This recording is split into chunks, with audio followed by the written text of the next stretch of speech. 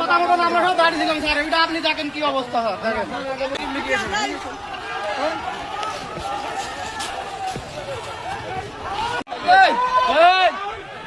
দলের প্রতিনিধি ওই জায়গায় দাঁড়িয়ে রয়েছে, তাও একটা কথা বলছো না। ওই যে তুমি মাথায়